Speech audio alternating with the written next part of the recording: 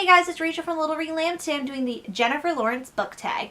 This book tag was created by Michael Book Lion, and I got tagged by Oh It's Mandy. You should go check out her channel and her video for this because she has some really good answers, and it was just a very good video to watch. So basically, this tag has, I think, 10 questions. I'm looking at my computer if I'm looking down.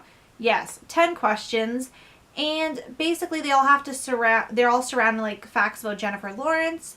I didn't know a lot of these facts actually. I think I've only seen her in the Hunger Games. Like, I'm not a super fan, but I really like the works I've seen of her in it. So this looked like a really fun tag, and I was really excited I got tagged in it because, well, I didn't know it existed before today because, you know, I'm a little behind on the BookTube times right now. But it just looks like a really good tag, and I'm very excited to get started. So yes, we're going to start with question number one. So question number one, growing up in Kentucky, your favorite book set in a rural area. For this question, I was looking around and I was like, which books are set in rural areas? Like, a lot are in towns, but I wouldn't say they're really small towns. They remind me kind of like towns like mine, which is not a rural area, or I wouldn't classify it as. And then it said, I looked up the definition just to make sure, and it was like farms and stuff, and I was like, couldn't think of any books still.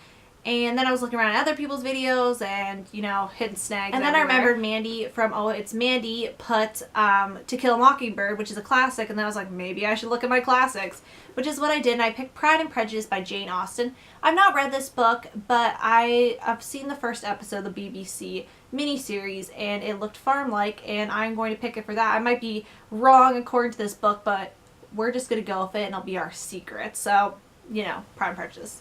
2. Discovery on the Streets in New York. A little-known book you found while browsing and ended up loving. So this one I had quite a lot of answers to, but then I found a stipulation because I was like, some of these books are actually, you know, pretty popular, and I just found them while, you know, browsing because I was unaware that they were popular, or maybe I was just ahead of the curve for once. But then I just realized that one of my favorite books is one that I was just browsing and ended up loving, and that's Dying to Know You by Aidan Chambers. I saw one review on this, and I automatically wanted to read it because it just sounded really interesting, and I ended up loving it, as you can see. And if you've been watching this channel for a while, you know I love this book. 3. Swearing Off Social Media, a book you refuse to read. So for books I refuse to read, I have quite a long list of books I refuse to read, if I'm going to be completely honest. But I always can be changed with that if, like, somebody that's close to me wants me to read something. I'd say stuff that's maybe, like, highly inappropriate, but then again, that's kind of subjective. But, you know, I'm a really picky reader, so, well, not insanely picky, but compared to a lot of people, I'm really bad with opening up to other genres and stuff. But there's nothing I flat out can think of right now that I would automatically refuse to read. Yeah, basically, unless it's like a really inappropriate book and I don't feel comfortable reading it. But that'd basically be it. 4. Beginnings on TV into Film, a series that gets better with each installment. So for a series that just gets better with each installment, I picked the Pretty Little Liars series by Sarah Shepard, because you guys know, if you've seen one of these reviews, or some of them, that it's basically not a book review, it's like a book praise, because those books can do no wrong in my eyes. I absolutely love them, and yeah, that's basically it. They just keep getting better. Just when you think Sarah Shepard can't think of anything else that's gonna twist the books, she does. So it just keeps on getting better.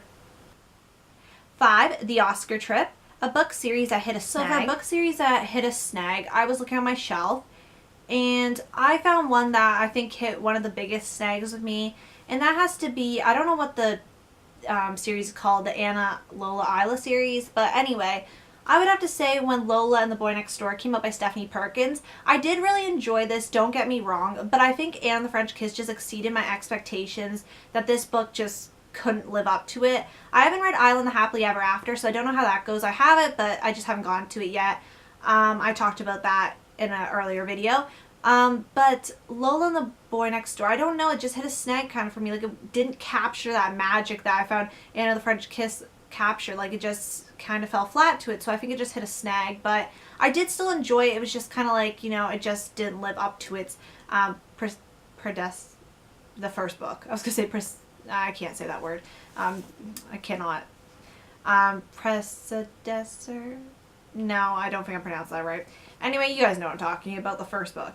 But the preceding book, that's what I was trying to say. Just went on a tangent there, sorry guys. J. Law and Chris Martin. Favorite book by collaboration of authors. Okay, so for collaboration authors, I only have one bind up that I haven't finished reading, and it wasn't really my favorite. But I have one book that was made by collaboration authors, well, more than one book, but one series, and that's a Beautiful Creature series, and this is by Cami Garcia and Margaret Stoll. And I really liked this series. It wasn't my favorite in Leia, but I really did enjoy it, especially the first book, I would say, was my favorite out of the series. And it's by two authors, so it counts. Number 7, Work with David O. Russell, dysfunctional character you can't help but love. Okay, so for a dysfunctional character that I can't help but love, I would say Andrea from The Castaways by Ellen Hildebrand. Still gotta look that up. But basically, Andrea, like, I can see why she's distraught, but she's really dysfunctional in the book because of Greg and Tess dying. That is not a spoiler, that says on the back cover, just FYI. But basically she's very dysfunctional throughout the book because obviously, you know, tragedy, but you can't help but feel for her and, you know, just love her character regardless.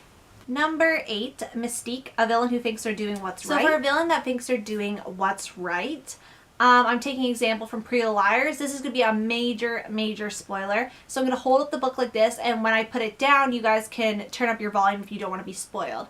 So spoiler is starting now.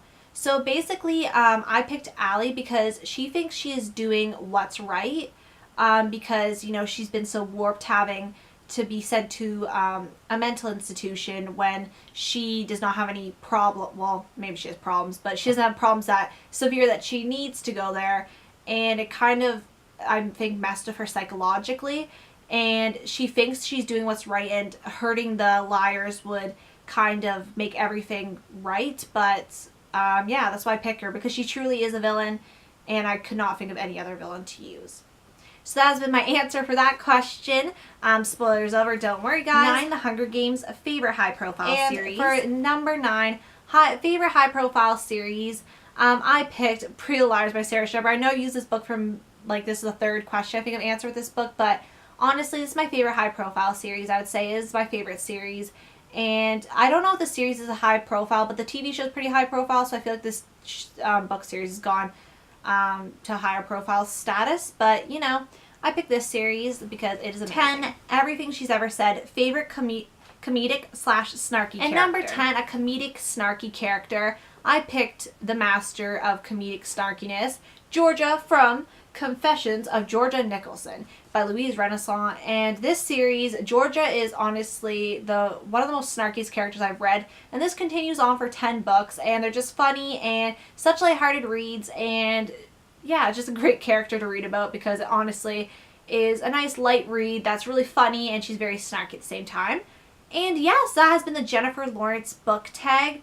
I am going to tag Steph from the Book Hopper, Jill from Slytherin Reader, and Tiffany from About to Read. If you guys haven't done this tag, you should definitely do it. Thank you guys so much for watching. I'll see you guys later. Bye.